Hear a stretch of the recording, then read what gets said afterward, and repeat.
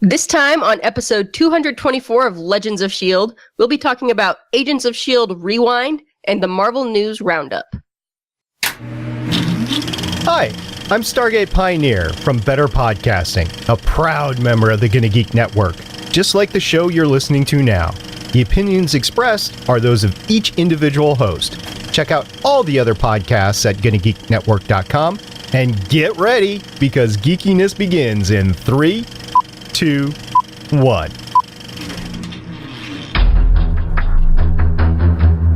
You have been granted clearance by Director Phil Coulson. Stand by for S.H.I.E.L.D. debriefing.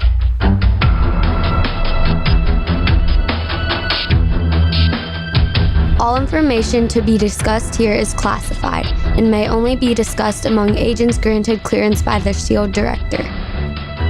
Now it's time for your scheduled debriefing. I'm Director SP. I'm Agent Haley. And I'm Consultant Michelle. Welcome to Legends of S.H.I.E.L.D., a Marvel Comic Universe fan show. The show's recorded on Sunday, December 31st, 2017, the last official day of 2017, live from the Legends of S.H.I.E.L.D. studios and broadcast galactic-wide via www.geeks.live. Ladies, happy Make Up Your Mind Day. There's another thing in there. That's right. It is actually officially Happy Make Up Your Mind Day, but also it's Happy Leap Second Time Adjustment Day. Well, we lost a whole second to help us make up our mind, so I don't think I'm going to do it. Procrastination. If it only takes you a second to do, you wait till Leap Second Adjustment Day and then you don't have to do it. Yeah, there's no time.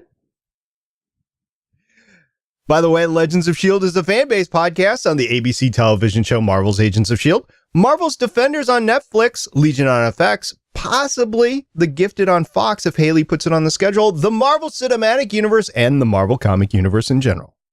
Because of classic Star Wars references.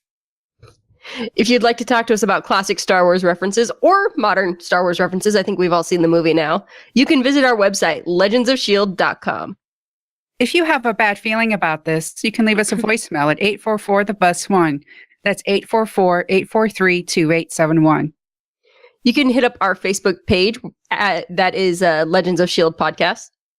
And on Twitter, at Legends of S.H.I.E.L.D. And you can find our video podcasts on YouTube, youtube.com/GonnaGeek. And remember, Legends of S.H.I.E.L.D. is a proud member of the GonnaGeek.com network. All right, ladies, we're going to get on to this, but first, I just have to say that normally Lauren is with us, but unfortunately, or fortunately actually, she is celebrating something really spectacular, could not be with us today. Our thoughts goes out to her in her celebration, and she will be back next time. Ladies, do you have anything to say to Lauren? I hope the porgs taste good. They look like they taste good. They look like they taste like chicken. Yeah, they especially when they're roasted golden brown like that. Do you know how hard it would be to roast even just a chicken over an open spit fire and have it to be as uniform as the coloration of the porgs were? Hey, Chewbacca's a good chef. I think he needs his own show. Always. You know, I've been looking for a roasted porg toy, and I cannot find one. You disappoint me, Internet. Okay. The internet disappoints Haley once again. And with that, we're going to move on into the main event.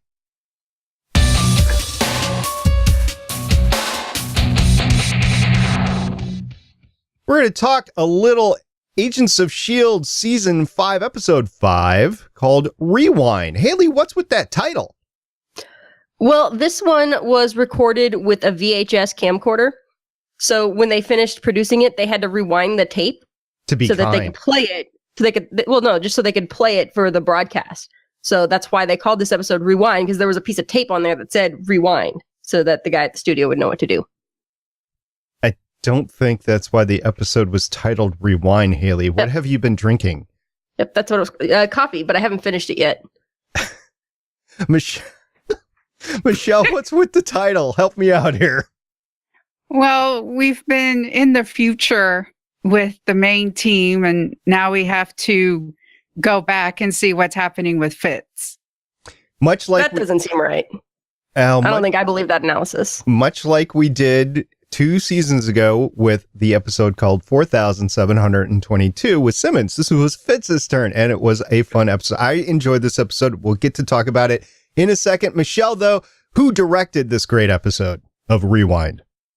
It was directed by Jesse Bochco. Has 16 director credits since 2002, including 10 of NYPD Blue, 2 Prison Break, and 9 episodes of S.H.I.E.L.D. Girl in the Flower Dress, Heavy is the Head, Love in the Time of Hydra, 4,722 Hours, Watch Dogs, Deals with Our Devils, Wake Up, Orientation Part 1, and this episode, Rewind. You know, in IMDb, it's very interesting because the title of Deals with Our Devils is not just Deals with Our Devils. It is Ghost Rider, Deals with Our Devils. Okay. Yeah, Sure. I guess what they did is they went back and they took all the Ghost Rider threads and they retitled them Ghost Rider, whatever. I'm like, okay, whatever. And you got to make sure you enunciate which episodes the Ghost Rider was in, I guess. Haley, who wrote this episode of Rewind? This episode was written by Craig Titley. He has 9 writing credits going back to 2001, but a lot of his first ones are for like story and adaptation, screenplay, characters, that kind of thing. His actual writing credits start with Star Wars: The Clone Wars. He did an episode of that, or a couple episodes of that. He also did a couple episodes of The Cape, which was a delightful little superhero show that was cut off too soon. He has done 8 episodes of Agents of S.H.I.E.L.D., including The Writing on the Wall, Afterlife, 4,722 Hours, The Inside Man, Emancipation, Uprising, Hot Potato Soup, and this episode, Rewind.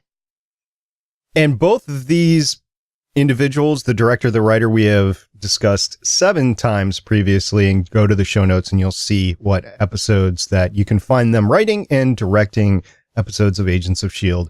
in. So we're going to get right on into the episode of Rewind here. Michelle, what was your mom's take of the episode? She loved it. She was actually upset that she had to wait 2 weeks for S.H.I.E.L.D. to come back because, you know, it's really fascinating her. And to her, this is the best season since season 1. So. I think that's fair. But it's okay because there's a lot of football to watch between Rewind and the next episode. So it's okay.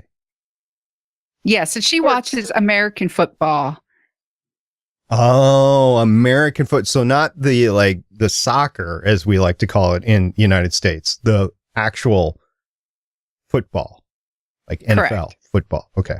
And college. Well, the nice part for me was that I didn't watch this episode right away because I've been like traveling and then all the holiday stuff. So it actually kind of split the difference for the little mini hiatus we've got going on here. So I didn't even have to wait as long. Haha. Indeed, you know, we are recording this a week late because we weren't going to record on Christmas Eve because a lot of us were busy with other things. And quite frankly, I was out of town, so that wasn't going to matter. So it was nice to take at least 1 week off. However, come last Friday, just a couple of days ago, we had a little bit of a last minute, who's going to live tweet the episode? And we had to figure out that there was no Indeed episode and that we did have a week off. Apparently, not all of us had watched all the way to the end of Rewind at that time to see that there was no episode last Friday. But there wasn't, and that's good because we were able to catch up with the episode this week on New Year's Eve, December 31st. All right. I enjoyed this episode. It was a great episode. Like I said before, it was a lot like 4,722. It was great to see all of the threads that we had, a lot of them anyway, that were sewn up to figure out, you know, what the lighthouse actually was. At least we know why it's called the lighthouse now. We saw what happened with the bus. We saw what happened with S.H.I.E.L.D. minus Talbot. We saw just a lot of things going on. I liked this, and we see kind of where we're going to go a little bit in the future, at least, and where Fitz really came from, not on the surface of the planet. As I previously said, yes, SP was wrong. Yeah. I mean, do we even have to say that anymore? Like, can we just put a little bumper at the top of the episode that says SP is wrong? So we don't have to say it in during the episode. No, I'm not going to do that because I'm the one that actually puts the graphics out. So no, I'm not going to do that. No. Okay. Nice try though. Unless you want to take that over. No. Okay. Maybe you just make an effort. Bumper on the soundboard. Yeah, that would help. That would save some time. You could have a recording of each one of us saying it, because I'm sure you can pull that audio. So I forgot to hit record on my own podcast last week. Something Listen, like these things happen. that. Okay, so we're going to talk about what happened, especially Fitz, because this was all Fitz all the time. And it was watching what happened at the diner. So you see 1 second, the whole team was there. You see them having fun together. This is a long time since we've all been together, Coulson said at one point in time. And you can see the anguish on Fitz's face because let's remember, this is coming off the tail of the framework and him being the monster that he was. And that came from inside of him. And he was still dealing with that. And then, boom, all his friends are gone. What is he supposed to think? Yeah, I liked how he was just so confused. And then the actual authorities come in and they question him. And eventually he's just like, you know what? You did it. You took them because I have no idea. No, he thinks he did it for a while. Like, he's trying to figure out, like, and what does he think he did? Because he's talking about how, oh, he's got some sort of, schizophrenia from his trauma in the framework and all this stuff. And he thinks he did something to his friends. Like, that's the headspace he was in, alone by himself in that cell. And that lieutenant basically tells him, no, everybody experienced the same thing. It wasn't you. It wasn't your prodromal schizophrenia, I believe is what he called it. And he keeps on going down these things. And it's great that they're able to work with him here because he's able to ascertain over the course of 6 months what is and what wasn't possible. It was kind of funny at the end of it. They're like, okay, give us a theory, any theory. And he's like, okay, they were abducted by aliens, which is the truth. And they're like, okay, we're done. Also, in a world where we do know that aliens and superheroes and all these things exist, like, why is that dismissed out of hand? Because I don't know what who do you think? So the colonel that was in charge after Talbot's gone, what exactly, where was she at? Because she needed a cleaning crew after she killed her agents? Yep. There's a theory that she might be a Skrull. And we're getting into Skrull invasion stuff. It'd be interesting. There would be your tie-in to the Thanos invasion. Possibly. Maybe. I don't know that the Skrulls work with Thanos. No, but I mean, if the Earth is kind of defenseless, don't you think the Skrulls would come in at that time? I don't know, but there's always a war between the Skrulls and the Kree, so like that could tie into what they're doing in the future as well. Good. All right. Michelle, what do you think? Also, yeah? Does that happen a lot? Like Air Force colonels shooting their subordinates for screwing up? All the time. All the time. Well, they are at one of those secret places that Lance finds Fitz and such. So maybe it's a new policy post, Talbot and LMDs and ghostwriters. Maybe they were just like, you know what, we have enough of this. Put one in their head before they can put one in your head. Yeah. Yeah, it's the only way to find out if they're LMDs or not. No, wait, that's not right. It's like when it's the old witch trials. Oh, she drowned. She wasn't a witch. If she burns, she's a witch. Yeah. Mm-hmm. Yeah. If she floats, she's a witch. What was the whole thing from... If she floats, she's a witch. If she drowns, she's human. Okay. No way to win that. Yep. That's from Monty Python's Holy Grail, by the way. Oh, that's also from history. Oh. So it wasn't just made up for no, that's the actual Salem witch trials. So easy to pull you guys' legs. So Fitz wasn't pulling legs, but he did pull one over on everybody by actually contacting Lance Hunter through a football magazine. I kind of wonder when that plan to use that fanzine. I guess it's called Ballbuster Hooligan.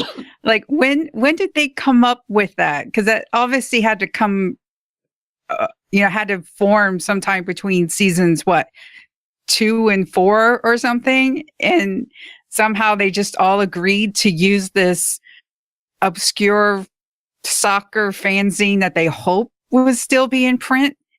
Well, I think I don't think it was planned ahead of time. I think he knew that was something that Lance Hunter already read, because remember, they're both like foreigners who like soccer. Weird. So he knew that he would be reading that, and he knew like what clues to put in so he would recognize it was him. Yep, that's what I was thinking as well, is that Fitz knew that Lance was out there. They were both football fans, and that he could contact him by the term Crow, Magnon, Twit, and stuff like that. Which was surprisingly effective, because eventually it actually happened 6 months later, but it happened. And so he's spending 6 months in there, and he's counting the days by monkeys. So Fitz gets his monkeys on the wall. I wonder where that comes from. I didn't know Fitz had a monkey thing. He wants a monkey. Since season 1, he's wanted a pet monkey. Mm-hmm. Keep up with things, Michelle. Mm-hmm. Jeez, Michelle. Sorry. This is why you don't get to be a full agent. And Fitz is trying to figure out things low-tech wise by books, by paper. Sadly, no crayon, because I think if he had actual crayon, he could have figured things out like the Seer Robin, but we'll get to that in a second. And he is trying to figure things out, and all of a sudden his lawyer finally comes in, which is Lance Hunter. And Lance has this elaborate escape plan, which is actually effective. So I'm a little bit impressed on Lance here, because usually he's the one getting locked up, not actually rescuing anybody. I really like when he comes in, and Fitz was like, okay, look, I have this plan. You need to visit me like 3 times a week over the next month, and we'll build this thing. And Lynch is just looking at his watch, and he's like, stand 2 meters left. This way? Yeah. Okay, move a little bit that way. And then boom. And then I guess Lance must be dead broke. He must have spent all his money on the wedding to Bobby that didn't happen. Those darn pesky ninjas. Because the helicopter pilot, you see him, and then he crashes. So rip, Rusty. We barely knew ye. Do you think they were hand ninjas? Like, do you think that's when this happened?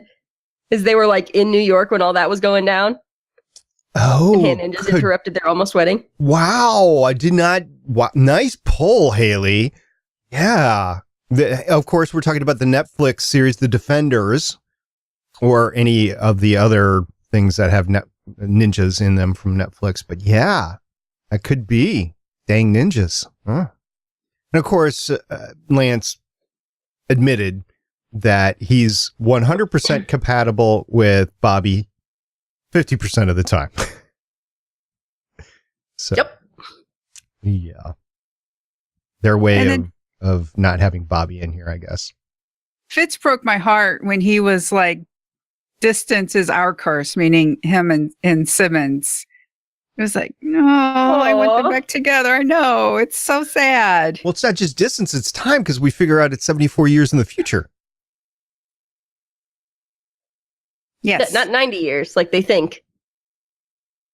See? Memory goes once you get rid of the smart ones. Although, guys, let me ask you this. So at the end, we're jumping ahead to the end here, but at the end, Lance said he's going to take care of Polly and Robin. Robin, of course, is from previous seasons. She's a little inhuman, really young to go through Teragenesis. At least they mentioned that. Probably screwed with her brain. And Lance said that he and Bobby were going to take care of them. Do you think that he took care of her in the lighthouse, or do you think that they were a part of what happens with the Earth and unfortunately didn't make it? What do you guys think happened there? I don't know. I wonder if Robin was in the lighthouse, because we hear talk about how there were the old ones and people with prophecy and keepers of it. It had to come from somewhere. So maybe she ended up in the lighthouse for a little bit, but didn't last long or something. Say Robin is 10 years old when this happens. If you fast forward 74 years, she'd be 84, which is plausible. Highly unlikely because of everything that has happened with the culling and everything, but it is at a point where she still could be alive. So well, yeah. And she's the one character we've been introduced to that could feasibly still be alive, through the passage of time, except for the alien robot dude. So she could be the one that's down on the surface of the earth leading whatever resistance thing is happening down there. Yeah, it could be too. Yeah. She would have to work on her communication skills, but I don't know I don't know if she'd be leading. She'd definitely be a seer, but She's kind of like Bran Stark and being able to see all the time, past, present, future all at once and being all jumbled and stuff like that. So maybe not the lead, definitely. but the figurehead of this resistance. Yeah. so we find out that the lighthouse was always there. Even Enoch doesn't know who built it because it was always there. It's unknown who built it, where it came from, that sort of thing. But we know why it's called the lighthouse because it's underneath a lighthouse on the edge of Lake Erie in Ontario. Yup. Just like the postcard says. I did not take a close look at that postcard the first time around. I figured it was just something that Fitz was throwing up as a message and didn't know that it was really where they were. Yeah, that was interesting. To see the lighthouse before the destruction and everything. That was cool. I also didn't know how deep it was, I believe. And we see that it is at least 36 levels down, but we don't know much more than that. I'm wondering if you went up to level 1, if you would be on the surface with the elevator, or if the elevator goes up that far anymore or not. I don't know. It would be the lighthouse, and then that's the actual lighthouse that we see, and then I guess the thing immediately underneath would be the start of the facility, the lighthouse. So I guess that would be floor 1. I think so, yeah. Okay. So the elevator doesn't go all the way up to actual ground level. It's in the basement of the lighthouse. Well, it starts at level 0. Okay. Maybe, So basically I'm asking, do you think the elevator goes up to the surface? there is no surface. Well, there It's is. just the lighthouse. It's at the edge. We saw that a couple of episodes ago. Well, there is a way to send people to the surface, so it probably goes up to that one level, and then they can open the stairway and kick people out or something. Because there's some way to get people to the surface. Because that one guy is supposed to be roach food. And for whatever reason, there's atmosphere there, so you can survive without a spacesuit. Because of reasons. Zev was his name, by the way. Zev, if he's still alive. And the roaches may or may not have gotten him. I don't know. Still, we haven't seen a body. We don't know what happened to him. So we'll see. He got eaten. There is no body left. That's how digestion works. It depends on if they eat bones or not. Yeah, maybe he ended up being like Chris Pratt in Jurassic World, and he could raptor them with that special move. And then he's okay. You guys looking forward to the next Jurassic World movie coming out? No. No, but I also wasn't looking forward to the first one, and it was a delightful surprise. True.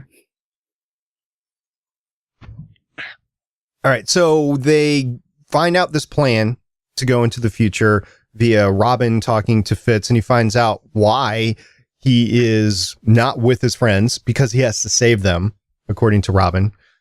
And so they hatch this plan that he's put into a car rooftop carrier for 74 years, boarded a spaceship around some 365 million miles away from Earth, and he wakes up 74 years later. I think all car top carriers can actually perform this function now. I think that's just a inherent capability with them and why they're so expensive. Well, are you watching The Runaways? No, I do not have Hulu. Should be. Do they have car top carriers in The Runaways? Yep, magic ones. Magic, yeah. Okay.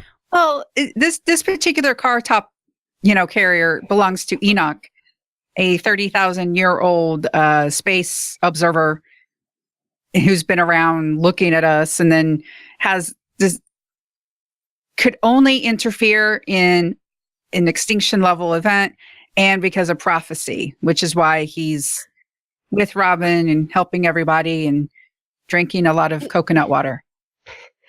They call him an observer. They don't explicitly call him a watcher, but I wonder if he's one of the watchers. Ooh.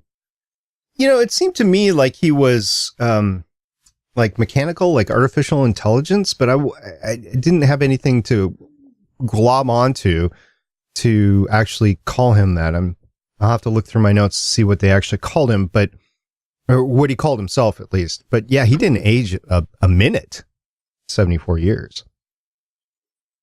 Well, he takes showers, and apparently the skin, remember in the first episode, the skin is Removable. Yeah.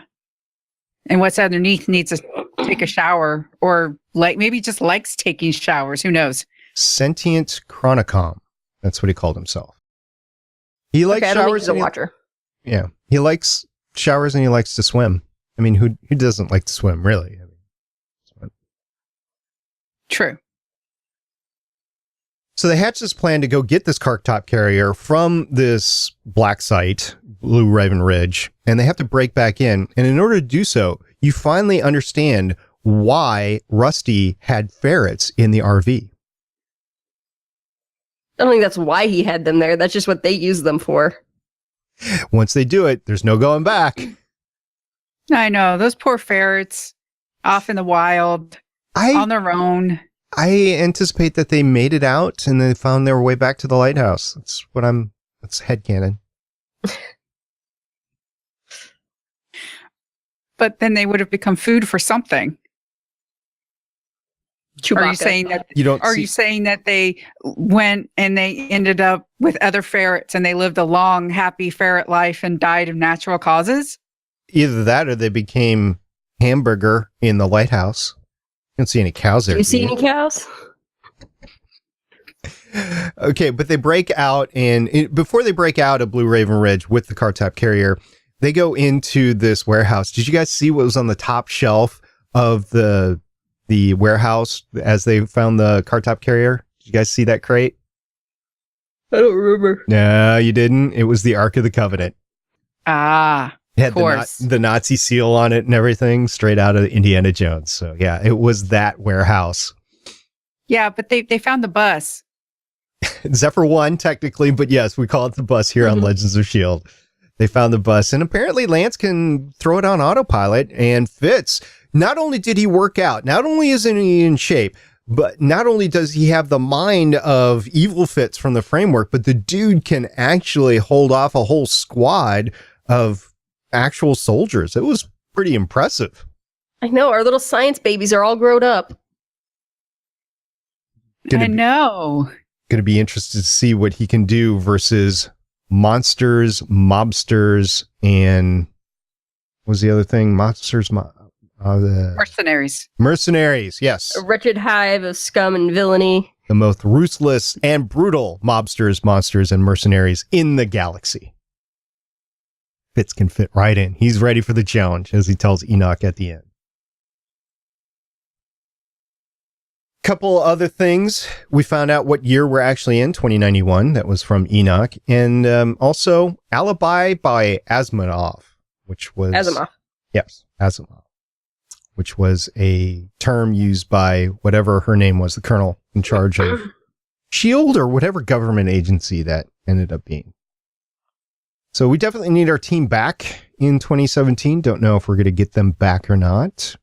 But we do know that the artifact can only be activated by the other side. So I'm hoping somehow that our science babies can figure out how to activate this monolith to get back in time. But I don't think they're going to do that until they figure out what actually happened so they can prevent it from happening. Yes, because there's no reason to travel through time if you're not going to change history. Hey, Michelle, last thoughts about the episode? I enjoyed it. I did math, and he didn't quite spend the 4,700 hours for. Yeah. I did. Oh, what was my math? I estimated 4,320 minutes about because he says 6 months and 30 days. Nice. Nicely done. I did not do that maths.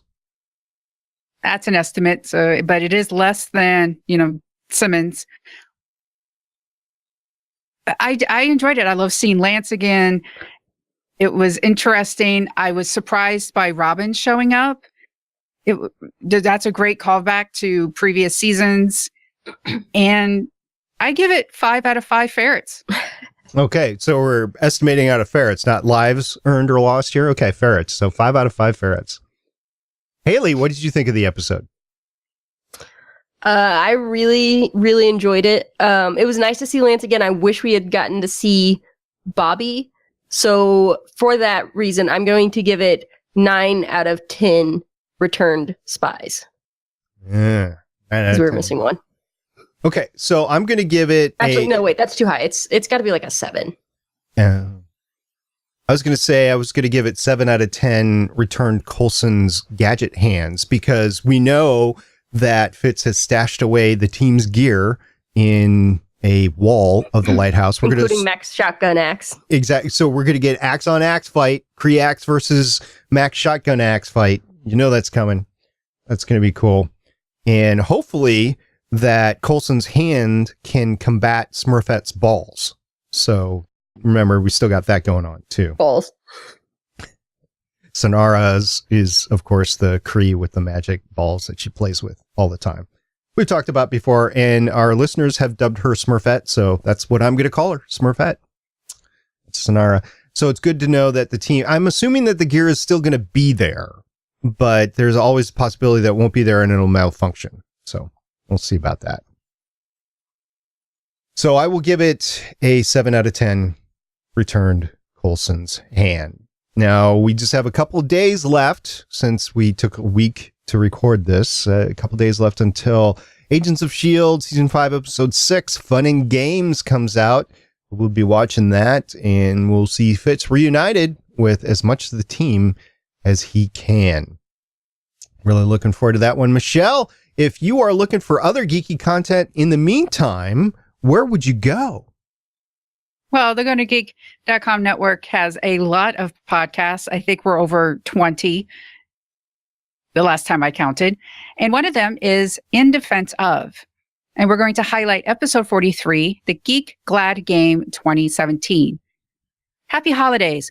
Joined by Nicole Mazza of the Terminus podcast, we run down all the gifts the geek and fandom communities have been given this year. Again, that's In Defense Of, episode 43. And we're going to move on into some news.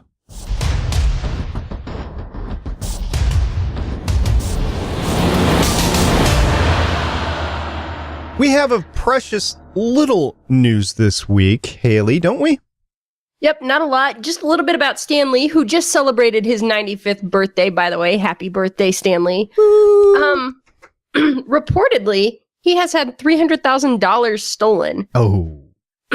A check was cashed from his account that was made out to Lee's Hands of Respect charity. But according to him, he did not write or sign the check himself. Well, he's 95. You think he doesn't remember it? I don't think that, but I mean, I don't think you could write a $300,000 check and not remember it. If I wrote a $300,000 check, I would not remember it. Yeah, but you also wouldn't have to worry about it getting cashed. Yeah, it wouldn't actually, no. I don't think my house is worth $300,000. So, I don't know, Michelle, what do you think about this? The person's a jerk. Apparently, they're investigating his inner circle because not a lot of people would have had access to that type of material. And that's awful. I mean, Stan Lee is a wonderful person. I've seen him on, panels and everything. He's just great. He has a joy for life. And this is just awful. It is awful. I can't believe anybody did this because you're right. He's a nice person. I've seen him in person. I know we've had different people associated with the podcast that have actually seen him. Haley, you ran into him at a convention. I'm trying to remember where he actually, he actually butted into a panel that you were having. And No, I mean, it was his panel. Oh, okay. And Lou Ferrigno? I was there watching it. And Lou Ferrigno butted in? Is that what happened? Maybe? I don't remember. That was years ago, dude. Too much alcohol between here and there. Yeah, so we've actually seen him in person. He's great, and I just can't imagine. I mean, the dude's 95. He just lost his wife. Why the heck would you do this? This is not cool. Not cool at all. As this article says at the very end, it's not cool to steal from old people, true believers.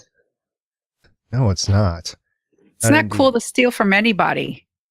I don't know about you guys, but I get all these spam email messages that's not filtered on a couple of old accounts that I have. And it's just amazing what is in these emails. And if you don't know what phishing or spamming is or anything, and you just click on these emails, like I have an old account that's not associated with my Amazon account at all. And it's always like, oh, pick up your free Amazon gift card. You know, if I didn't know any better, I would actually click on that. I'm like, oh, cool, free Amazon gift card. Old people don't understand the new digital age, and they do that sort of stuff all the time. It just makes me angry. This isn't even a new, like, this is a check, a physical check that was written with a pin and taken to the bank. So when I was the grand jury foreman on my county's grand jury a few years ago, we did have to deal with a few of these check fraud things. Any check amount whatsoever, if you write a check for $1, it's a felony because the possibility is that check is over the limit of whatever the felony. And it depends from area to area, but generally it's a couple $100 or $1,000 or $2,000, something in there. This is well over that threshold. So yeah, whoever is caught on this definitely needs to be punished criminally for it because this is not cool at all. And I know some bankers, they deal with this sort of stuff all the time, especially with old people that hand over their checkbooks to somebody that they think they trust. And unfortunately, they shouldn't. There's embezzlement that happens all the time, even with bankers. I mean, I hate to throw bankers under the bus because I know some and they're very professional, but yeah, it happens all the time. And it's just people think they're getting away with free money and they're not. Somebody's going to find out what actually happened here because you're going to follow the trail of the money. You're going to find out where it was cashed. And they're going to find out who this individual was. So just saying, you're going to be found out. Well, it could be that somebody at the charity cashed this check because, you know, they got a check and they cashed it. So it would be trying to figure out who sent it to the charity and from where and all that stuff. But yeah, I've got to think this dude's going to get caught. Or do that. We don't know for sure. True. All right. Sad thing. But on a positive note, Stan Lee, 95. That's awesome. And we look forward to as much more as we can get from you. Indeed. So we're going to move on to a very quick feedback section.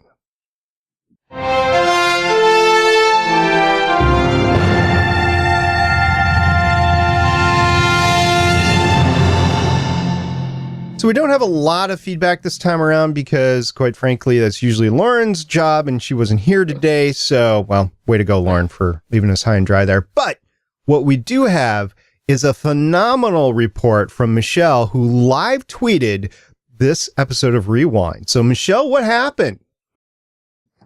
Well, when Enoch talked about an extinction level event, I ended up saying, extinction level event. Oh, geez, I wonder what that could be. And I added a little gif of Thanos picking up the Infinity Gauntlet.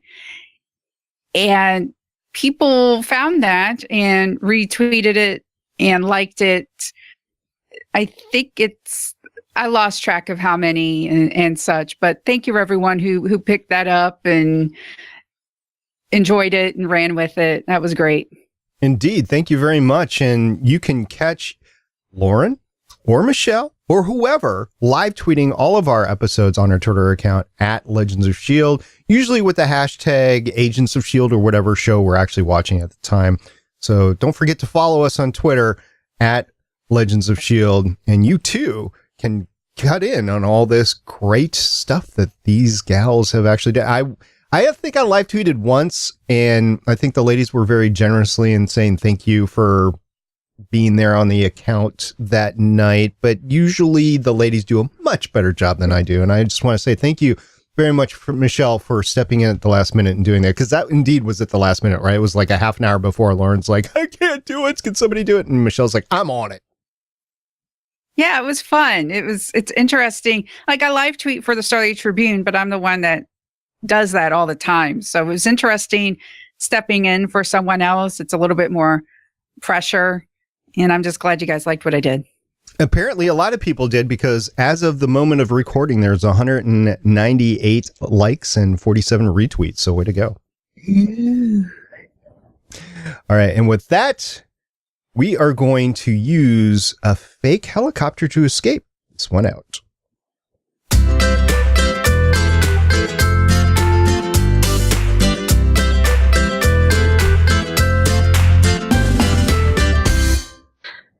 Thank you for downloading this show. Thank you for watching it on YouTube. Thank you for all the and everybody that's listening to us on Spotify. Thank you very much. It was just recently that those doors were open to us, and by the stats, you guys are listening to us in droves on Spotify. So thank you very much for catching us over there, and we will continue to pump out our content to Spotify so you can listen to us there. Most importantly, Michelle, thank you so much for joining us this week, and thank you so much for live tweeting the last episode. We really appreciate your not full agent yet status on the show. Yes. Thank you to everybody who joined in on the live tweet, who interacts with all of us, whether it's Twitter or Facebook, leaving voicemails. We appreciate all of that engagement. Yeah, thank you to everybody that's listening. I would like to make a correction to something SP said, because as we know, SP is wrong. It wasn't a fake helicopter. The escape planned with the real helicopter was fake, so it was a fake helicopter escape. So thank you, SP, for being wrong again, so I could say SP is wrong. Until next time, I'm Director SP, gonna have a word with my agent afterwards. I'm about to be former Agent Haley. And I'm Consultant Michelle. Bye. See you guys next week. Minus Haley. Bye. Bye.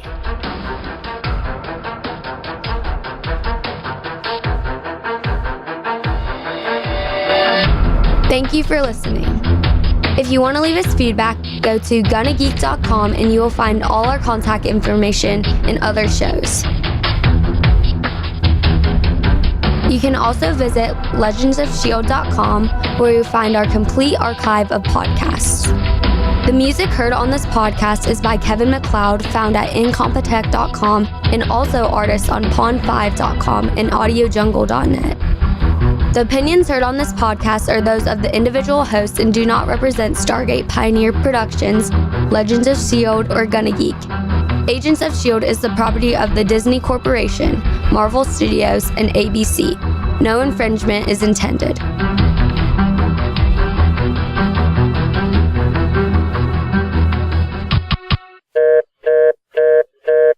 Legends of S.H.I.E.L.D. is copyright 2017.